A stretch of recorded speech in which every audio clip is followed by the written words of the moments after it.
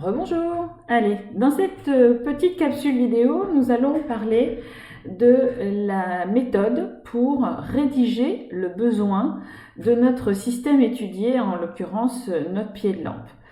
Pour cela, nous allons utiliser le diagramme Betacorn que vous voyez représenté sur la gauche de votre écran. Ce diagramme répond, il y a 3 questions pour lesquelles il faut essayer de trouver la réponse. C'est à qui rend-il service, notre pied de lampe? Sur quoi agit-il? Et enfin, dans quel but? Donc, il faut répondre à ces 3 questions. Une fois que vous aurez répondu à ces 3 questions en complétant les cases qui sont entourées de rouge et de bleu, eh bien, vous rédigerez la phrase en utilisant les 3 expressions qui sont réparties donc, dans ces 3 cases et qui répondent à ces questions. Ensuite, eh bien, cette phrase de besoin, cette définition du besoin, vous viendrez la mettre dans votre diagramme des exigences. Vous avez un exemple de diagramme des exigences de pied de lampe qui est ébauché ici à la droite de votre écran.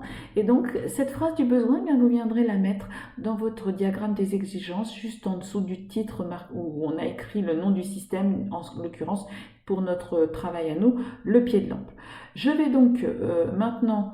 Une fois qu'on a vu cette définition du besoin, je rappelle que cette méthodologie-là n'est plus trop préconisée aujourd'hui, mais je trouve que pour savoir structurer la phrase et définir comme il faut le besoin, ça reste encore un outil qui, à mon avis, pédagogiquement est utile pour vous.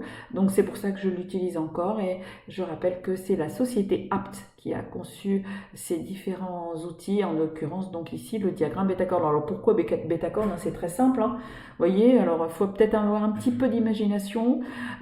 Pour les questions à qui rend-il service et sur quoi agit-il, eh bien vous avez un peu comme des yeux, le museau avec le pied de lampe, et puis en bas donc la bouche pour la partie de la question dans quel but. Voilà, c'est peut-être un petit peu tiré par les cheveux, mais ça vient de là, tout simplement.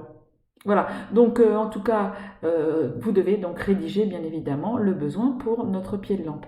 Et puis on va donc maintenant voir une autre vidéo qui va être plus orientée description de comment on fait et à quoi ça sert et comment on rédige un diagramme des exigences. Voilà, allez, on passe à la suite.